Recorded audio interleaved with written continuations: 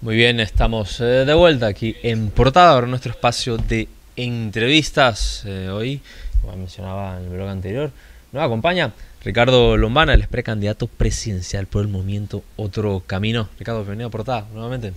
Contento de estar aquí. Bueno, quisiera arrancar con unas declaraciones que diste, bueno, precisamente a este evento de la Cámara de Comercio que estamos comentando en el blog anterior. Hablaste de que se confirmó que el Movimiento Otro Camino iba a reservar algunos cargos para aspirantes libres de postulación. Hablaste del 50%. Eso, digamos, ¿qué implicaría, digamos, para la gente que aspira, digamos, a que el partido lo postule? Tiene que asumir las líneas del partido.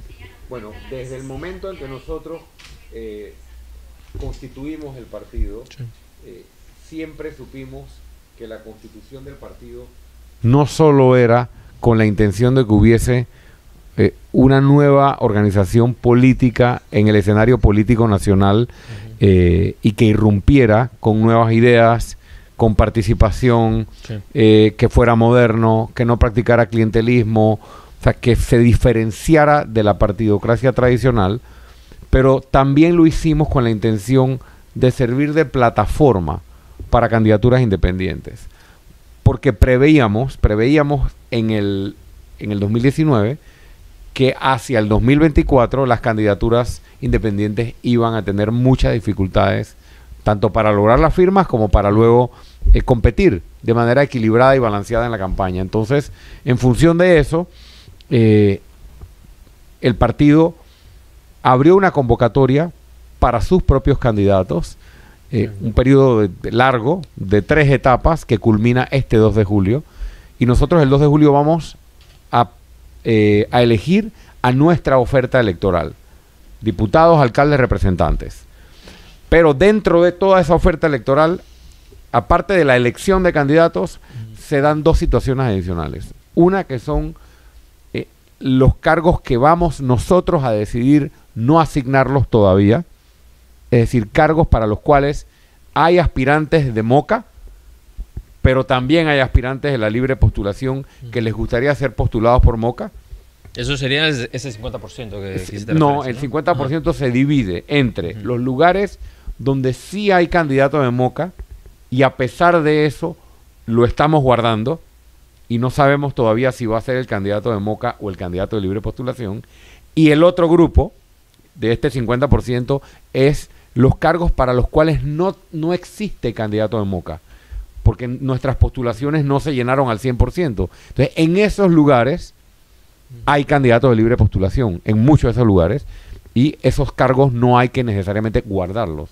Simplemente nosotros tenemos que dejar de buscar candidatos y postular a los candidatos de libre postulación. O sea, pero habría que esperar más o menos que hasta el 31 de octubre. Octubre para tener claro como cuál es la oferta. Tenemos hasta el 31 de octubre para poder consolidar este bloque de candidatos de Moca más candidatos de libre postulación que se alineen con nuestra visión y lo que queremos hacer con el país. La alcaldía de Panamá estaría en esa reserva. Bueno, el diputado Brose, que aspira a la alcaldía por la libre postulación, está en la mesa sentado en esta reunión que tuvieron, bueno, que fue pública y conocida, ¿no?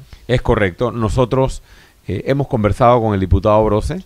Él va de primer lugar en la recolección de firmas y esa es una posibilidad, que él sea candidato independiente a la alcaldía, pero además de ser candidato independiente, sea postulado por el Movimiento Otro Camino, y por eso nosotros estamos guardando ese cargo. Ahora bien, nada de esto se puede hacer si no se tiene la anuencia y la decisión de ese candidato de libre postulación. Nosotros vamos a hacer las reservas. Nosotros vamos a guardar los espacios porque, créame, sentimos la responsabilidad con el país de que el bloque vaya unificado y no divida votos. Pero al final la decisión no la tiene Moca y Otro Camino. Moca y Otro Camino va a poner sobre la mesa los espacios. Al final, el diputado Brose, para poner el ejemplo, él va a tener que decidir si quiere además ser postulado por Moca o le va a decir a Moca, no quiero ser postulado por Moca, y entonces Moca busca y presenta a su candidato a alcalde, que al final restaría votos con el candidato Brosi. Quisiera que nos precisara, Ricardo, en relación con esta idea del bloque independiente, ¿no? Este concepto. El concepto independiente, bueno, ha ido mutando con los años, porque al principio se presentó como una idea de esta antítesis de los partidos. La gente está cansada de los partidos, luego fue como evolucionando un poco a una postura frente al partido de gobierno, y ahora los independientes son independientes en relación con qué, porque la idea del bloque independiente, digamos, en términos como posturas políticas, es un poco nebuloso. Mira, es una forma de llamarle, porque la independencia para mí no depende de si estás inscrito o no estás inscrito en un partido. La independencia es si tienes independencia de criterio, si tienes independencia de decisión en el área política. Es decir, si tú dependes de una chequera para poder decidir, tú no eres independiente. Y si tú dependes de la decisión política de otros para tú poder actuar, y la chequera baja a los partidos y también a la libre postulación, ¿no? Y de los donantes privados. Exacto. Correcto. Entonces, para mí la independencia es no depender de la plata para tomar decisiones, ni para actuar, y no depender de que otros tomen una decisión política por ti. Dicho eso, hay gente independiente en la libre postulación y hay gente independiente que pertenece a partido político y nunca ha militado, nunca ha sido activo o simplemente ya no conjuga con eso. ¿A qué le llamo yo bloque independiente? En primera línea, a quienes hemos propuesto lo mismo para el país. Y ahí hay varios temas que nos identifican. Ningún otro grupo político, partido o como le llames, está proponiendo el desmantelamiento del Estado clientelista. Eso solo lo propone Juan Diego, Gabriel Silva, Ricardo Lombana, Edison Brose, Ana Matilde Gómez, y otros, Ernesto Cedeño y otros panameños más. Se me están quedando tal vez algunos por fuera. ¿Pero qué sería desmantelar porque eso suena como una... que nadie, gente decente en este país está en contra del clientelismo, pero ¿qué sería desmantelar el sistema clientelista? Ese no es el único tema que nos une, que era lo que iba a desarrollar. También está la propuesta anticorrupción, que también nos une. También está el gobierno por mérito, ¿no? Que es otra cosa. Y eso define el bloque independiente. No lo define si estás inscrito o no, o si estás corriendo por la libre o no. Es que estamos dispuestos y que tenemos como propuesta transformar el sistema político y no solo ir a atender los problemas coyunturales de empleo, falta de medicamentos y demás, que son los problemas del día a día. ¿Qué es desmantelar el Estado clientelista? Es llegar a gobierno, reformar la ley de carrera administrativa para actualizarla, establecer un sistema como el de la Autoridad del Canal de Panamá, que sea por méritos, por escalafones, con evaluaciones, y dependiendo de eso va subiendo económicamente tu remuneración. Es prohibir expresamente, o tal vez reiterarlo, porque hoy es delito, que a nadie se le pueda solicitar estar inscrito en un partido político para tener un nombramiento, tener una beca o tener algún tipo de beneficio del Estado. Es contratar por mérito, por capacidad, por responsabilidad, por deseos de cumplir o ánimo y haber demostrado tu capacidad de cumplir un cargo, y no porque cargaste banderitas en una campaña. Ningún otro partido está dispuesto a hacer eso.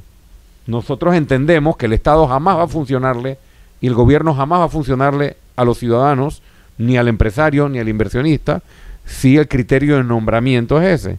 Eso es una parte de desmantelar el Estado clientelista. Es crear una secretaría de la función pública, como lo hemos descrito. Claro, aparte del problema del clientelismo, efectivamente es la parte normativa administrativa, ¿no? Pero también hay una parte cultural, es decir, el clientelismo funciona sobre la base de que está este político que abusa de su poder y utiliza el recurso del Estado para beneficiarse, pero también hay una parte de la población que en su necesidad se ve obligada, digamos, cómo atender esa parte, ese desafío que es...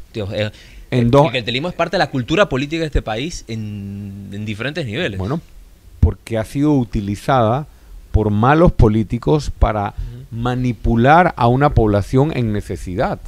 Si tú estás necesitado y a ti no te dan ni medicamentos, ni acceso a seguridad, ni te arreglan el problema de las aguas negras, ni tienes luminaria, la comida está muy cara, ni te resuelven ningún problema, y de repente pasa Santo Claus repartiendo plata, evidentemente el pueblo va a agarrar esa plata hasta que llegue un gobierno que empiece a atender los problemas y no reparta plata, no porque no quiera ayudar, porque la gente no necesita los $100 si tú le resuelves sus principales necesidades. La gente necesita empleo y eso es lo que el gobierno tiene que garantizar. Y otra cosa, la repartidera de plata ocurre, que esa es otra diferencia entre el bloque independiente y los partidos tradicionales.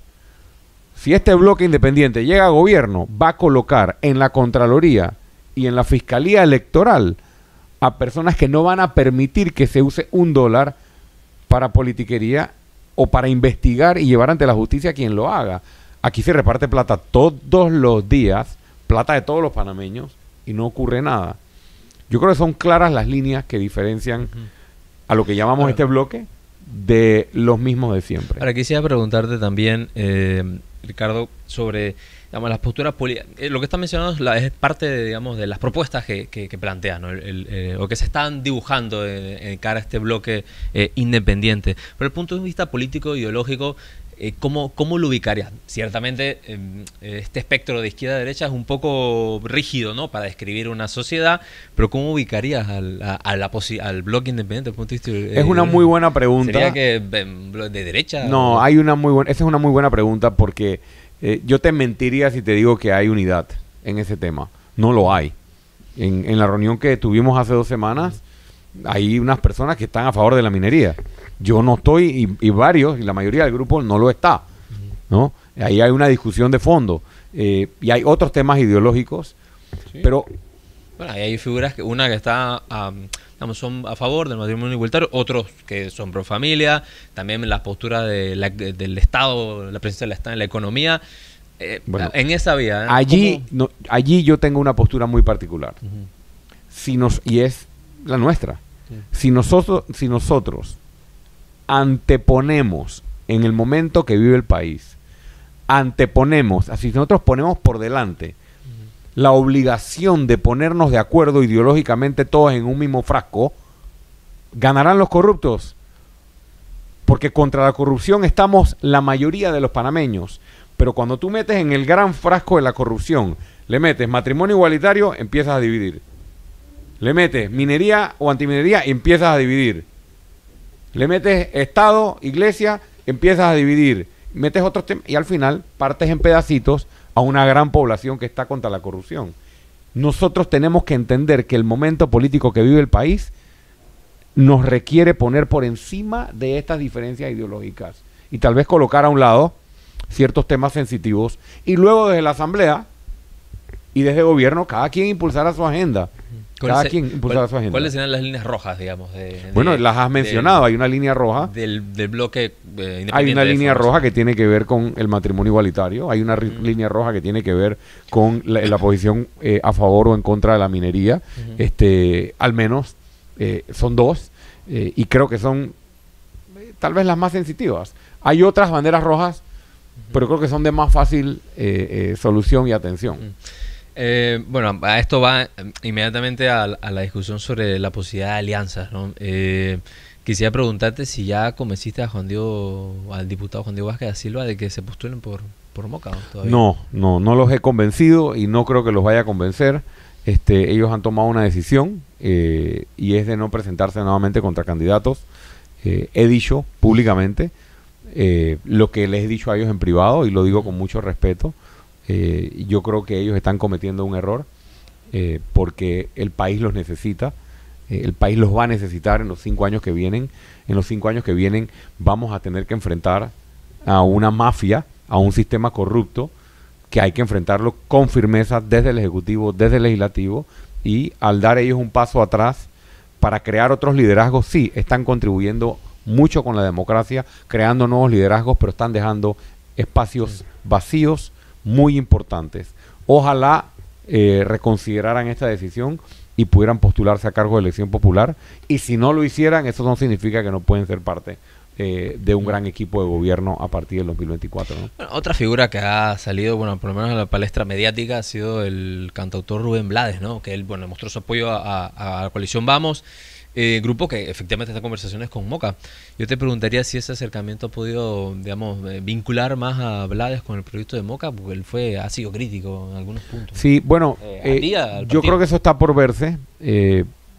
Hay que esperar que podamos reunirnos. No se han reunido, no se ha reunido todavía. No, le hemos solicitado al maestro Rubén Blades, que dicho sea de paso es un orgullo para nosotros y para el país, afuera de la política y ahora dentro de la política. Sería muy positivo poder tener una reunión con él para poder no solo intercambiar propuestas y proyectos, sino que se sume a esta posibilidad de unificar a todo el bloque, a todas las candidaturas, a todos los movimientos independientes y contar con un empuje que puede dar él, obviamente, estando en Panamá o desde afuera, si se va a quedar afuera, pues, pero impulsando esto. Está por verse. Sí. De hecho, dentro del análisis que él planteaba hace un mes quizás, o hace un par de meses, hablaba de coalición Vamos, Moca y Movín. Yo no sé si ha habido Movín, ¿lo has contemplado? O sea, ¿lo ha contemplado en Moca como parte de su alianza? Nosotros en su momento tuvimos conversaciones con el grupo Movín. Desde hace rato no las hemos tenido formalmente. Hemos conversado con algunos miembros de Movín. Eso siempre hay que tener esas puertas abiertas. Pero a la reunión esa que ocurrió en el Trapiche, ellos no estaban allí, no fueron inicialmente convocados y Movín evidentemente tiene que tomar una decisión, ¿no? Yo creo que ahora mismo es muy importante que todos los que están allá afuera tomen una decisión. ¿Están con los mismos de siempre en favor de mantener el status quo o están con la única alternativa? Y no hablo única alternativa solo como candidato a presidente, hablo del bloque, la única alternativa que está dispuesto a romper el status quo. Es una decisión importante, diría yo, para estar en la conversación. Sí, o sea, pero no descartarías entonces la posibilidad de una alianza con Movín o que Movín se incorpore a esta... Bueno, Movín tiene candidatos de libre postulación. Sí. Entonces, yo no descarto que algunos de esos candidatos por libre postulación entren en el mismo paquete del cual yo hablaba, de ser postulados también por el movimiento Otro Camino, y yo creo que sería muy positivo si podemos lograrlo, porque nosotros hemos estado viendo a varios de los candidatos que ellos tienen, y hay también buenos candidatos promovidos por esta organización. Ya a nivel presidencial, ellos tendrán que tomar su decisión, y eso hasta ahora no lo he visto muy claro. Sí, ahora quisiera, antes de pasar a hablar sobre algunos temas nacionales, quisiera preguntarte, esto es algo que siempre se coloca sobre la mesa y se lo hemos preguntado siempre a los aspirantes que quieren buscar por un cargo público. ¿Cómo se financia Ricardo Lombana? ¿Yo o el partido? Primero, Ricardo Lombana como candidato. Bueno, para empezar, yo soy abogado, todavía trabajo, no vivo de la política, tengo 10 años de tener mi propia firma de abogados. Antes de eso trabajé 6 años para otra firma de abogados y antes de eso estuve en medios de comunicación trabajando y tuve 3 años en el sector público, en la Embajada de Panamá en Washington. De mis 22 años de carrera profesional, 3 años y medio han sido en el sector público, el resto ha sido trabajando en el sector privado hasta hoy, ganándome mis ingresos responsablemente para poder mantener y aportar en mi familia, con mis hijos y también hacia mi futuro. Y en el plano político tenemos donantes de campaña, donantes de campaña con nuestras reglas. ¿Quiénes son esos donantes? Bueno, nosotros lo vamos a publicar en su momento. Cuando el Tribunal Electoral exige que entreguemos una lista. Nosotros cuando el Tribunal Electoral nos pida la lista, la entregaremos y no tenemos ningún problema que el Tribunal Electoral la publique. Lo pregunto porque en los políticos tradicionalmente en este país es quien pone la plata es quien paga la fiesta. O sea, esa es la lógica con lo que se ha desarrollado la política, lamentablemente. Por eso es fundamental no solamente las propuestas y la trayectoria, sino también quiénes están detrás de financiando al candidato. Nosotros tenemos un comité de recaudación que está presidido por el doctor Ricardo Arango. Ahí existen otros empresarios. El doctor Ricardo Arango, por ejemplo, él obviamente es una persona que contribuye. En el comité de recaudación también coopera un empresario llamado Augusto Boyd. Él ha abiertamente contribuido con nuestro movimiento también. Allí hay otros empresarios del país que han contribuido con el movimiento y con nuestro proyecto político, pero son empresarios que están contribuyendo y están de este lado del cuadro político porque no quieren un gobierno de intercambio de favores. Pregúntate por qué la minera no dona plata acá. Pregúntate por qué Panama Ports no dona plata acá. Pregúntate por qué quienes quieren mantenerse haciendo los negocios no ponen plata acá, porque las reglas están claras.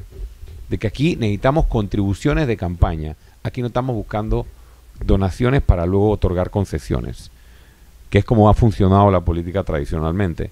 Y además tenemos reglas. Ojo, es importante el tema de las reglas. Nosotros no aceptamos donaciones anónimas, de que alguien mandó este cheque o alguien mandó esta bolsa con plata. Dos, nosotros no aceptamos donaciones. Y cuando digo donaciones anónimas, muchas veces dicen, muchas otras organizaciones dicen, no, nosotros no aceptamos donaciones. Sí, pero son sociedades anónimas.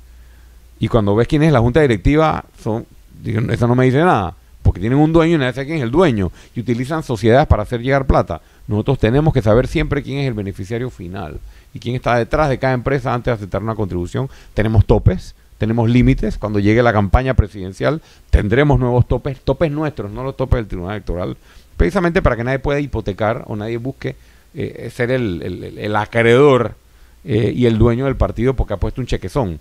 Tenemos muchos contribuyentes pequeños antes, o preferimos eso antes de tener 3, 4 chequeras detrás del partido. Contrato minero. Tu postura ha sido bastante clara. Estás en contra del contrato recién aprobado. ¿Qué se plantearía, digamos, de llegar a la presidencia en el supuesto de que la planadora de la Asamblea, digamos, aprueba este acuerdo y ya está, sancionado por el presidente, aprobado por la Asamblea? ¿Cómo gestionaría esa situación? No puedo dejar de decir que todavía hay un espacio. Sé que me estás preguntando bajo el supuesto que ya lo aprobaron. Exacto. Pero todavía queda un espacio y yo como dirigente político y ciudadano tengo que exigirle al gobierno nacional y tengo que exigirle a la Asamblea Nacional que no apruebe el contrato. Porque el contrato es inconstitucional y lesiona los intereses de la nación panameña. Una vez lo aprueben, si eso es lo que pasa, la aplanadora, y se logra una gran negociación, en la cual invito a los medios a que estén muy pendientes de qué es lo que se va a negociar allí para que obtengan los votos, y nos toca llegar a gobierno a partir del 1 de julio, nos toca revisar el contrato, porque el contrato va a ser demandado inmediatamente sea ratificado por la Asamblea. Y el contrato, una vez sea demandado por inconstitucional, la Corte Suprema de Justicia va a tener que emitir una decisión o a emitir un fallo. Nosotros ya tenemos un equipo que ha venido analizando el contrato minero y ha venido analizando la situación, y tenemos todas las herramientas constitucionales y legales para revisar el contrato. Y si es necesario y hay incumplimiento por parte de la empresa, pues revocarlo. Ahora, ¿pero qué les dirías a estos sectores, normalmente son promineros, que plantean de que si eso llegase a ocurrir, Panamá va a ser demandada ante un arbitraje internacional y que podría perder millones de dólares, etcétera? ¿Cómo tú respondes a ese tipo de señalamientos que supuestamente pondría en peligro a Panamá? Ahí hay dos caminos. Uno, nosotros hemos analizado jurídica y legalmente el contrato, y nuestro grupo considera que en un escenario de demanda internacional o un arbitraje, no necesariamente Panamá tiene la de perder. Porque la empresa siguió operando en Panamá después de que la Corte Suprema le dijo que era inconstitucional su contrato. ¿Quién es el responsable ahí? El responsable no es el Estado. A usted se le dijo que su operación era inconstitucional. Entonces, yo no veo tan seguro que ganen internacionalmente. Pero vayamos al otro escenario, que es tal vez el más importante debajo de todo esto, que es el tema de los empleos. Si tú cierras esa concesión, cierras esa operación inmediatamente, un montón de gente se queda sin trabajo. Por eso nosotros hemos propuesto, si no logramos la resolución jurídica del tema, vamos a poner una fecha de cumpleaños a esta operación minera. No sé si son 10 años, no sé si son 15 años, con un contrato renegociado. O sea, pero eso obligaría a sentar otra vez a la empresa. Por supuesto, porque el contrato es inconstitucional, es ilegal. Generaron utilidades sin contrato. Sacaron plata y material que le pertenece a todos los panameños de este país sin tener un contrato vigente. Eso, por donde lo veas, es ilegal, inconstitucional y atenta contra los intereses de todos los panameños. Y yo no voy a ser presidente para estar negociando donaciones. Yo voy a ser presidente para defender los intereses de una nación. Si el contrato es inmoral, ilegal, lesiona la soberanía, atenta contra nuestros recursos y nuestro ambiente, contamina nuestros ríos y encima no paga las regalías necesarias, hay que revisarlo. Pero puede sobrevivir renegociado por un periodo de tiempo y con una declaratoria de una moratoria minera para que no haya otras nuevas concesiones mineras, porque esa sí es una posición nuestra, de que el país no debe hacer de la minería parte de uno de sus ejes de desarrollo nacional, o sea, hacia el futuro. No solamente sería su postura en contra del contrato minero sino también en las concesiones mineras en general. Sí, y eso tiene una razón. Eso no es simplemente porque está de moda. Eso tiene toda una justificación detrás, que tal vez sería muy larga explicarla toda, pero te voy a decir tal vez lo que yo considero lo más importante. Sí. Y es que la República de Panamá no tiene la capacidad ni siquiera de fiscalizar que no corten un árbol en un parque. Aquí tiran contaminantes, muchas industrias, muchas fábricas, muchos pequeños negocios tiran contaminantes a ríos y quebradas y a nuestros mares y nuestras costas todos los días, y el Estado no tiene la capacidad de monitorear nada. Entonces es enormemente irresponsable apostar a la minería si ni siquiera tienes la capacidad institucional de fiscalizar un mínimo porcentaje de una actividad que causa tantos daños, muchos de ellos irreversibles, a nuestro ambiente, a nuestros recursos. Y hay muchas otras razones. Nuestros recursos hídricos, la salud pública y la posible contaminación de nuestras aguas, de nuestros afluentes. Es un tema de salud pública, eso no hay que verlo de manera superficial.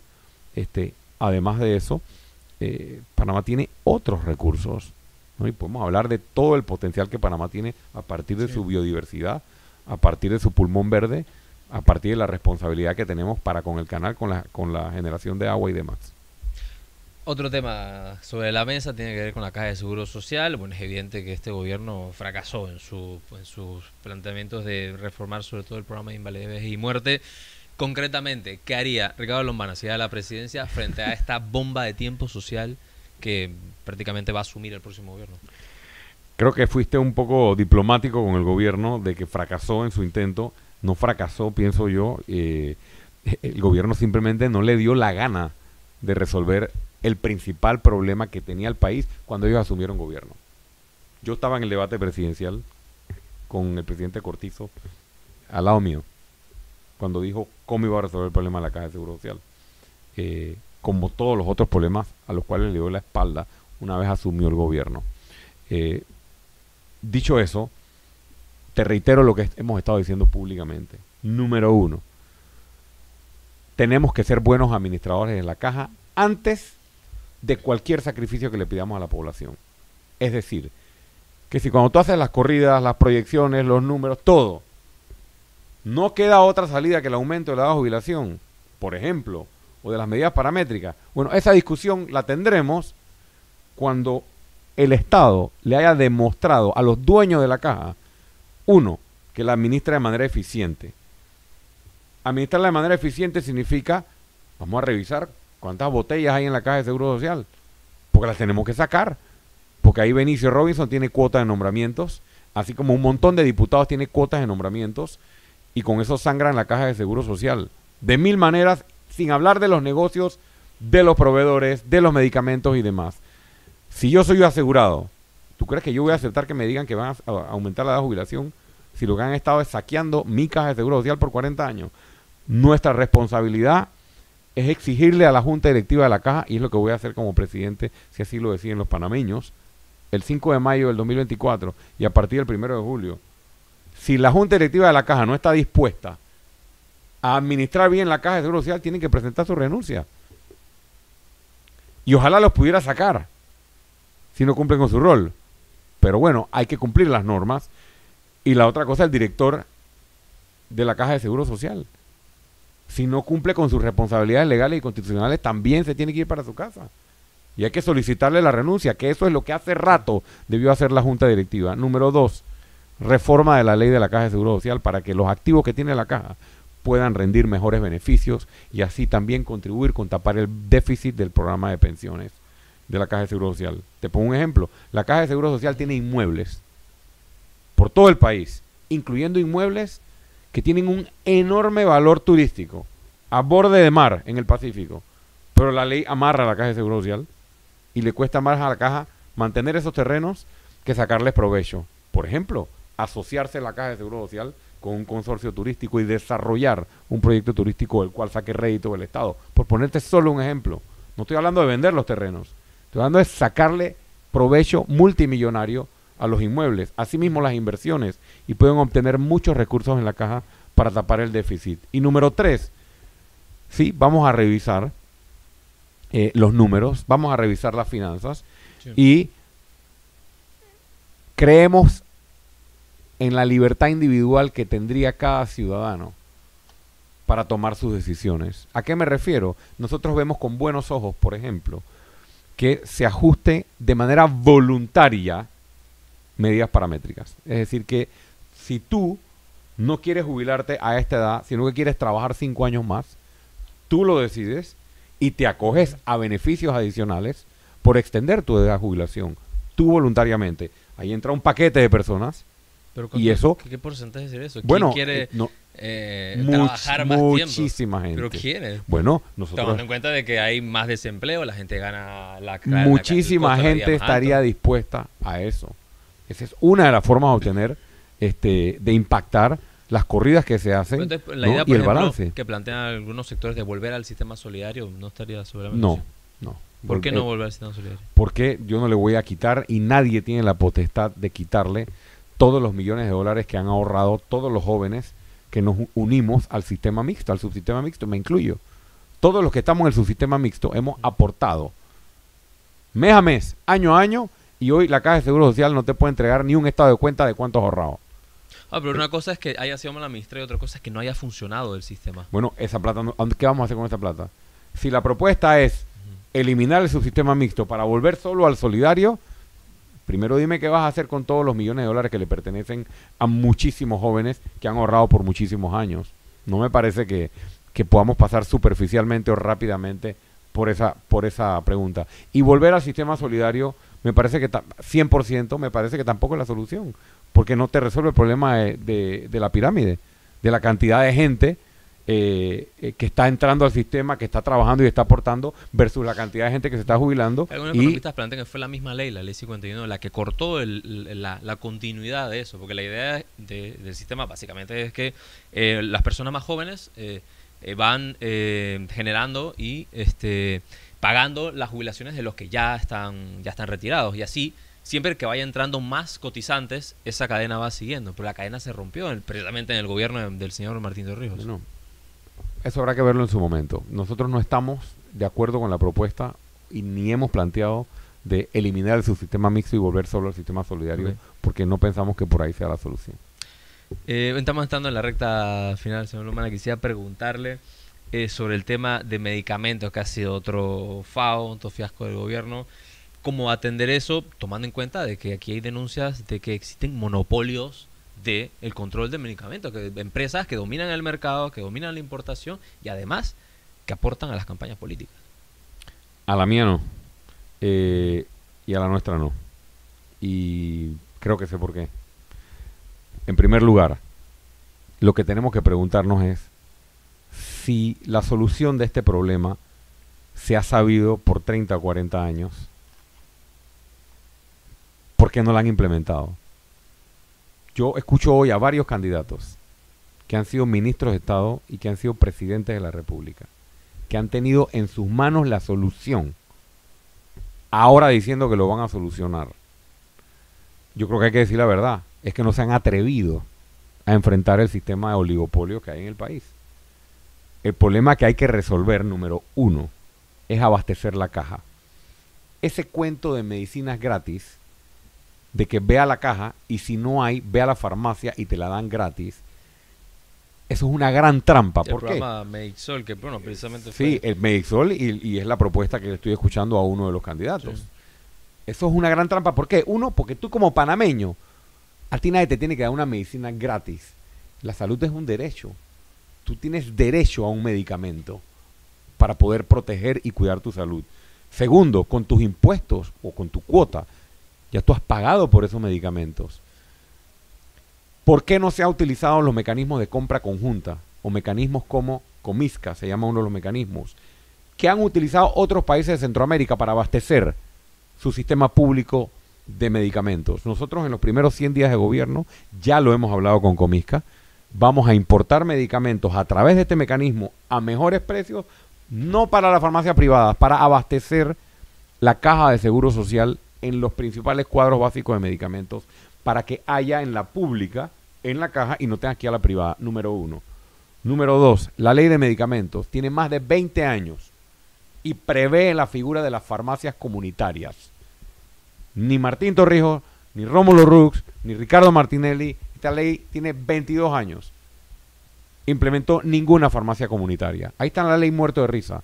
Nosotros vamos a implementar las farmacias comunitarias en todas las provincias del país, a través de la cual la población puede tener acceso a medicamentos de bajo costo. Tercero, autorizaremos la importación paralela, aquí paso al sector privado, importación paralela de medicamentos. ¿Qué significa esto? Que puedan otras empresas importar, o el mismo gobierno si se quiere, y con esa importación poder competir en el mercado local. Y aquí quiero hacer una diferencia. Sí, el mercado estaba controlado por algunas distribuidoras de medicamentos, pero la solución no es destruir a esas distribuidoras como dicen algunos. Que hay que destruir, no. Hay que competir. Y estas empresas pero lo que ¿cómo tienen, se puede competir bueno, cuando tienes un mercado monopolio? Cuando no hay competencia. Cuando el Estado autoriza la importación paralela, cuando el presidente de la República no depende de las chequeras de estas empresas, y tercero, cuando gobiernas para beneficiar a la población. O sea, esas son las decisiones que hay que tomar. Y cuando hay competencia, mejoran los precios. Yo no conozco empresarios que puedan sustentar con argumentos que se niegan a la competencia. Permitamos la participación de otras empresas para que mejoren los precios. Y finalmente, no solo hay que romper la figura de los oligopolios aquí, y de los monopolios si se quiere ver así. También hay una industria de fabricación local de medicamentos, que a veces la olvidamos y no la estamos incentivando. Hay que incentivar la fabricación local de medicamentos, una industria que está muy golpeada, y nosotros creemos en la propuesta del hub farmacéutico, que no es otra cosa que atraer a las principales casas farmacéuticas para que desde Panamá exporten a la región medicamentos. Yo sí me atrevo a hacer lo que no se han atrevido a hacer en 35 o en 40 años. La solución la han sabido siempre, pero atenta contra 4 o 5 bolsillos, mientras el panameño está jodido. De eso se trata. Y por eso, precisamente, cuando me preguntan por las alianzas, mi respuesta es: ¿están de acuerdo, señores otros candidatos, a hacer esto? Vengan, con mucho gusto hablamos de alianzas, como otras cosas que el pueblo está esperando que hagamos. Yo quisiera preguntarle ya en la recta final del programa si dentro de sus planes o ideas del partido se ha planteado la posibilidad de reducir el número de curules en la asamblea, ahora que eso está un poco en boga, porque en otros países lo han implementado, hay que ver los resultados, pero no sé si en Panamá lo han planteado. ¿Usted? Por supuesto que sí. Cuando se dio el intento de reforma constitucional en este gobierno, no sé si recordarán, se hizo un periodo de consultas. Sí. Nosotros le presentamos al órgano de consulta, en este caso era creo que la Asamblea Nacional, nuestro documento con nuestro proyecto de reformas constitucionales. Esta es una propuesta blanco y negro. Ahí está desde hace varios años, reducción, por supuesto. ¿Pero por en 35. ¿En relación a qué? En relación bueno, eliminar el tema de los plurinominales y convertir todo a nacionales y provinciales. Y fortalecer los gobiernos locales. Y fortalecer la descentralización. Pero eso nos podría afectar la representatividad, por ejemplo, de la representatividad en la asamblea, pero si tienes diputados provinciales y comarcales, no necesitas partir eso más chico. Vamos a partirlo o a respetar la distribución geográfica o política de los gobiernos locales, de las alcaldías y de los representantes del corregimiento. Ahí es donde está la revisión real y ahí es donde está la representatividad.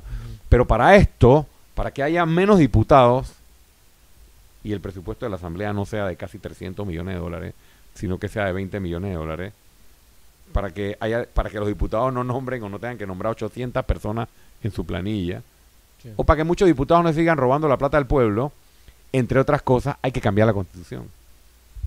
Y por eso nosotros tenemos dentro de nuestra propuesta, ¿no? Ahí tenía que decirle, señor Lombana, que prácticamente casi todos los candidatos, incluso podemos ir a la hemeroteca de los medios y ver que casi todos se han propuesto de que van a cambiar la Constitución, de que van a hacer la reforma, y al final no pasa nada. ¿Por qué va a ser diferente con...? Bueno, los otros mienten para ganar votos. Yo tengo 6 años planteándolo y estoy diciendo cómo lo voy a hacer. Voy a llegar a ser presidente de la República, si Dios quiere, con el apoyo de los panameños. ¿Y sabes qué vamos a hacer? Lombana no es el que va a decidir si cambia la Constitución. Vamos a consultarle a la población. Se llamaría un referéndum. Vamos a consultarle a la población. Una vamos a consultar, popular, vamos a llamarle consulta, sí, para no consulta entrar popular. en el tecnicismo. Vamos a preguntar a la población si quiere una nueva Constitución. Y le vamos a decir a la población, ¿quiere una nueva Constitución? ¿Sería vinculante esa consulta? Tiene que ser vinculante y la tiene que convocar el Tribunal Electoral. Y lo tienen que hacer porque sería un mandato de la población, porque si yo gano la elección, la gano con el mandato de transformar la Constitución. El tribunal convoca la consulta. La consulta, ¿quieren una nueva Constitución para reducir el tamaño de la Asamblea? Para que no sea la Corte la que investiga a los diputados y los diputados investigan y así, un montón de sinvergüenzuras que hay que sacar de nuestra Constitución. Y el pueblo vote a favor. Y el pueblo vota a favor, hay que convocarla. Y una vez convocada, el movimiento Otro Camino y otros movimientos independientes podrán convocar postular sus candidatos para ese proyecto constituyente o proyecto de reforma constitucional. Sí. Esa es nuestra postura y lo único que diferencia, o por lo menos lo que yo veo que diferencia esto de las promesas actuales, es que yo no considero ninguna otra que ellos estaban mintiendo. Yo no estoy mintiendo. Tenemos 6 años promoviendo el cambio constitucional y no vamos a dejar eso archivado una vez lleguemos a gobierno. Nos queda más un minuto, señor Lombana. Quisiera preguntarle si con toda esta polémica que hubo con el tema hace un mes y pico de lo de Martinelli, el saludo, ¿cree que eso todavía le ha afectado un poco? Mira, yo para mí es un tema superado. Yo soy franco cuando hablo siempre. Meta la pata o no meta la pata, yo pienso uno tiene que ser genuino. ¿Me afectó? Claro que me afectó en su momento, pero los hechos hablan. O sea, yo creo que son los hechos los que hablan. Fui duramente juzgado por unas palabras, no por unos hechos. Aprendí de la lección, reconocí que me había equivocado luego de pasado unos días y he seguido adelante con mi misma postura, hemos seguido adelante con nuestra misma propuesta y será la población el 5 de mayo la que decida o muestre si eso afectó o no afectó de tal manera. Consideramos o nos sentimos tranquilos de que el efecto quedó allá y de que con nuestros hechos hemos ido demostrando y seguiremos demostrando que no hay alianzas con corruptos. Estoy revisando aquí en el envío, bueno, sigue toda la audiencia en Twitter, en YouTube y en el sitio web de la decana. Me preguntan, me dicen acá en el chat, dice, ¿cómo va su expediente en la Fiscalía Electoral? Dice que tiene que ver con un suéter. Sí, gracias. Bueno, lo que pasa es que mientras se roban más de 200 millones de dólares para política a través de la descentralización, o sea, tenemos que recordar que el cuento es de nunca acabar. Hoy son 200 y pico millones de descentralización para politiquería.